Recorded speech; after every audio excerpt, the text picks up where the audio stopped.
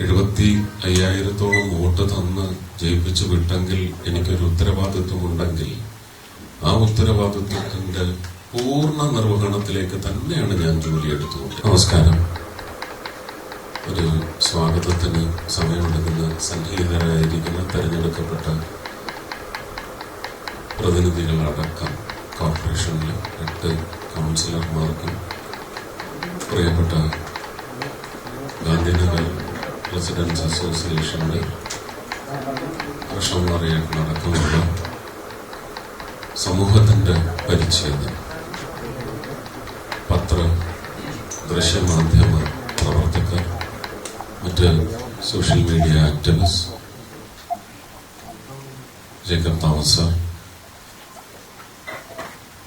എന്റെ കൂടെ ഈ വേദിയിൽ ഉപവിഷ്ടരായിരിക്കുന്ന എല്ലാവർക്കും സ്വാഗതം ഓതുകയാണ്. ഇത് കാര്യപ്രസക്തി മാത്രമുള്ള വിഷയമാണ് ഈ പ്രസ് മീറ്റിൽ നമ്മൾ ചർച്ച ചെയ്യാൻ പോകുന്നത്. 1 മണി വരെയാണ് ഞാൻ ഉദ്ദേശിക്കുന്ന സമയം. പര്യാപ്തമല്ലെങ്കിൽ അരമണിക്കൂർ കൂടി മുന്നോട്ട് നമുക്ക് നീക്കാം. അതല്ല, അതിനു മുമ്പ് നിങ്ങൾക്ക് എന്തെങ്കിലും നിങ്ങളുടെ പ്രവർത്തനങ്ങളുമായി ബന്ധപ്പെട്ട കാര്യങ്ങളുണ്ടെങ്കിൽ ഇതിൽ നിന്ന് നിങ്ങൾക്ക് പുറത്തേക്ക് പോകാം. പക്ഷെ നിങ്ങളുടെ കൃത്യം നിർവഹിക്കുന്നതിന് ഉത്തരവാദപ്പെട്ട ആരെങ്കിലും ഏൽപ്പിച്ച് മാത്രമേ, ഇതിന്റെ ഒരംശവും വിട്ടുപോകാൻ പാടില്ല എന്നുള്ളത് എന്റെ ഒരു അവകാശമാണ് എന്ന് തന്നെയാണ് ഞാൻ പറയുന്നത്. കാരണം 75,000-ഓളം വോട്ട് തന്ന് ജയിപ്പിച്ചു വിട്ടെങ്കിൽ എനിക്കൊരു ഉത്തരവാദിത്വമുണ്ടെങ്കിൽ ആ ഉത്തരവാദിത്വത്തിന്റെ പൂർണ്ണ നിർവഹണത്തിലേക്ക് തന്നെയാണ് ഞാൻ ജോലിയെടുത്തുകൊണ്ടിരിക്കുന്നത്. ഞാൻ എവിടെയൊക്കെ കൂടിയെത്തുന്നു, എന്തൊക്കെ കാര്യങ്ങൾ ചെയ്യുന്നു, ഇത് പറഞ്ഞു തള്ളി കൊണ്ടുപോകാനൊക്കത്തില്ല. പക്ഷെ കൃത്യമായി കാര്യങ്ങൾ ചെയ്യുന്നുണ്ട്. അതിനൊരു ഡീസ്ക്രിപ്റ്റിംഗ് നടക്കുന്നുണ്ടെങ്കിൽ അതിൽ എന്റെ ഭാഗത്ത് നിന്ന് അലംഭാവം ഉണ്ടാവുന്നില്ല. വളരെ നികൃഷ്ടമായ രാഷ്ട്രീയ ചിന്താഗതിയുടെയും പ്രത്യയശാസ്ത്രം നയിക്കുന്നവർ മാത്രമാണ് അങ്ങനെയുള്ള വിക്രിയകളിൽ ഏർപ്പെടുന്നത്. അതിന് ഏറ്റവും വലിയ ദൃഷ്ടാന്തമായിരിക്കും ഈ ഒരു സത്പ്രവർത്തനമെന്ന് മാത്രം അറിയിച്ചുകൊണ്ട്, ഇത് കഴിഞ്ഞ വെള്ളപ്പൊക്ക കാലത്ത് പുനരധിവാസ കേന്ദ്രങ്ങൾ സന്ദർശിച്ചതിന്റെ പശ്ചാത്തലത്തിൽ അന്ന് ഇവിടെ ഉണ്ടായിരുന്ന ജില്ലാ നേതൃത്വത്തിന്, എന്റെ രാഷ്ട്രീയ കക്ഷിയാണ്, അന്ന് പലയിടങ്ങളിലേക്ക് ഇതിന്റെ പ്രഥമ പൗരൻ ഈ ജില്ലയുടെ എന്ന നിലയ്ക്ക് ജില്ലാ കളക്ടർ അദ്ദേഹത്തെയും ഈ പട്ടണത്തിന്റെ സാംസ്കാരിക തലസ്ഥാനത്തിന്റെ മേയർ എന്ന നിലയ്ക്ക്, ആദ്യത്തെ പൗരൻ എന്ന നിലയ്ക്ക് മേയർ വർഗീസ് ചേട്ടനെയും ഒക്കെ എല്ലായിടത്തും ക്ഷണിച്ചിട്ടുണ്ട്. അവലോകനം നടത്തുന്നതിന് വേണ്ടി മാത്രം.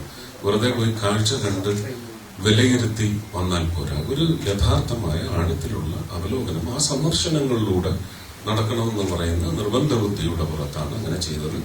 ആർക്കും വരാൻ അന്നേരമൊന്നും അവരെല്ലാം മതിയായ കാരണങ്ങൾ പറഞ്ഞു. അതിന്റെ യാഥാർത്ഥ്യം എന്താണെന്ന് ഞാൻ അന്വേഷിച്ചിട്ടില്ല, അന്വേഷിക്കേണ്ട ആവശ്യവുമില്ല.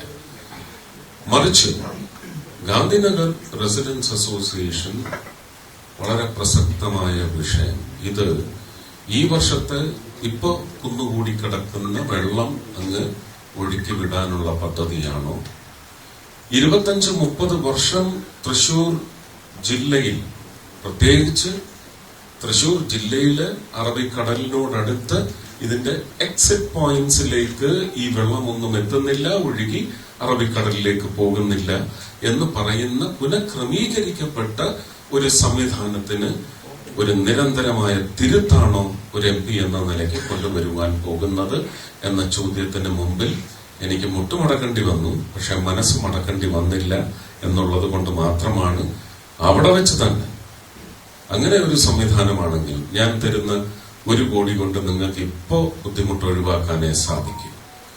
പക്ഷെ ഇത് തൃശൂർ പട്ടണത്തിന്റെ ബീച്ചില് നീരൊഴുക്ക് തുടങ്ങി ഒരുപക്ഷെ കയ്യേറ്റ ഭൂമിയിലേക്ക് മണ്ണിട്ട് നികത്തി മതില് കെട്ടി പെൺമക്കൾക്ക് സ്ത്രീധനമായി വരെ എഴുതി കൊടുത്തു പോയ സ്ഥലങ്ങളുടെ ചരിത്രമാണ് ജലം എന്ന് പറയുന്ന ഭീതിയാകുന്ന, ജലമില്ലെങ്കിൽ നമുക്ക് ജീവിതം തുടങ്ങാനും ഒക്കത്തില്ല.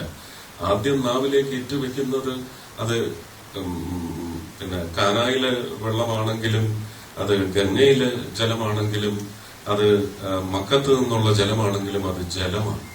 ആ ജലം ജീവിതം തുടങ്ങി വെക്കുന്നതിന് നാവിലേക്ക് ആദ്യം ഇട്ടുവെക്കുന്നത് അതാണ്. ഈ മണ്ണിനോട് വിട പറഞ്ഞു പോകുമ്പോഴും ഒരു തുള്ളി ജലം ലഭിക്കുന്ന ആത്മാവാണ് ഏറ്റവും പുണ്യം ചെയ്ത ആത്മാവെന്നാണ് പറയുന്നത്. ആ ജലം കേരളത്തിന് ഭീതി എന്ന് പറയുന്ന ഒരു ദുർമുഖം മാറ്റിയെടുക്കുന്നതിന് ഇതുപോലെ എവിടെയൊക്കെയാണോ വാട്ടർ ഫ്ലോയിങ് എഞ്ചിനീയറിംഗ് മെത്തഡ്സ് എവിടെയൊക്കെയാണ് തിരുത്തപ്പെടേണ്ടത്, ഇതിനെ സംബന്ധിച്ച് എനിക്ക് കണ്ടെത്താൻ സാധിച്ചത് ഡോക്ടർ MS സ്വാമിനാഥന്റെ പ്രഥമ ശിഷ്യ ഗണത്തിൽപ്പെടുന്ന പത്മകുമാർ സാറിനെയാണ്. അദ്ദേഹത്തെയാണ് ഞാൻ സംഭാവന ചെയ്തത്.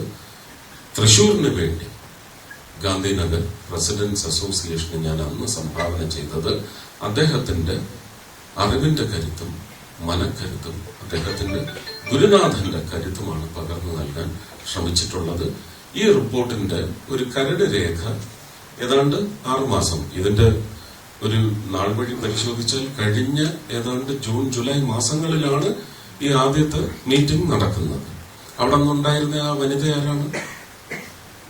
ഉച്ചത്തിൽ കൃത്യമായി കാര്യങ്ങൾ പറഞ്ഞ് എന്നെ ഈ ഒരു പ്രവർത്തനത്തിലേക്ക് നയിച്ച വനിതയുടെ പേരെന്താണ്? സിബി ജോർജാണ്.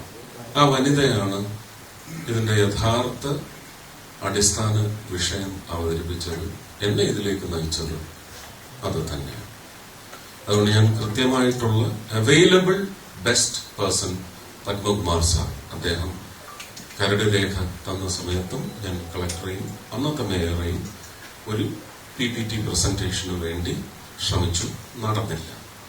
ഇപ്പോഴും ഇതിലേക്കും ക്ഷണിച്ചിരുന്നു. പക്ഷെ ഇന്ന് ചാവക്കാട്ട് എന്തോ വളരെ സീരിയസ് ആയ ഒരു മീറ്റിംഗില്, ഒരു അവലോകന യോഗത്തില് കളക്ടറുടെ സാന്നിധ്യം അത്യാവശ്യമായതുകൊണ്ട് അദ്ദേഹത്തിന് ഇവിടെ നിന്ന് ഒഴിവായി അങ്ങോട്ട് പോകേണ്ടി വന്നിട്ടുണ്ട്. അവിടെ എന്താണ് കാര്യം എന്ന് എനിക്കറിയില്ല, അത് നിങ്ങൾ അന്വേഷിക്കുക. എന്തായാലും അദ്ദേഹത്തെ നിർബന്ധിച്ചപ്പോ ഇന്ന് കാലത്ത് ഞാൻ താമസിക്കുന്ന രാമനിലയത്തിൽ വന്ന് ഈ റിപ്പോർട്ടിന്റെ ഒരു കോപ്പി സ്വീകരിച്ചു പോയിട്ടുണ്ട്. ഇനി അത് അദ്ദേഹത്തിന് കേരള സർക്കാരുമായി ബന്ധപ്പെട്ട് വാട്ടർ അതോറിറ്റി, അതുപോലെയുള്ള PWD, ഇറിഗേഷൻ, അങ്ങനെ വിവിധ വകുപ്പുകളുടെ സംയോജിതമായ പ്രവർത്തനം ഇതിന് അനിവാര്യമാണ്. അങ്ങനെ മാത്രമേ നടക്കൂ. അതിന് കേന്ദ്രത്തിൽ നിന്ന് വേണ്ടുന്ന എന്താണ് വിഹിത പിന്തുണ, അത് വാങ്ങിത്തരാനാണ് എന്റെ കർത്തവ്യം, എന്റെ ഉത്തരവാദിത്വം. അതിന് ഞാൻ തയ്യാറാണ് എന്ന് പ്രഖ്യാപിച്ചുകൊണ്ടാണ് ശ്രീ പത്മകുമാർ, അദ്ദേഹത്തിനെ സംബന്ധിച്ച് ഒരു ക്രെഡൻഷ്യൽസ് എന്താണെന്നുള്ളത് നമുക്ക് പിന്നീട് നിങ്ങൾക്ക് പകർന്ന് തരാം. ഡോക്ടർ MS സ്വാമിനാഥന്റെ കോൺസെപ്റ്റ് ഓഫ് എൻവയൺമെന്റ് എഞ്ചിനീയറിംഗ്, അതിന്റെ ഒരു വളരെ മൂല്യവത്തായ ഒരു അംശം ഈ റിപ്പോർട്ടിൽ ഉണ്ടാവും എന്ന് തന്നെയാണ് എന്റെ വിശ്വാസം.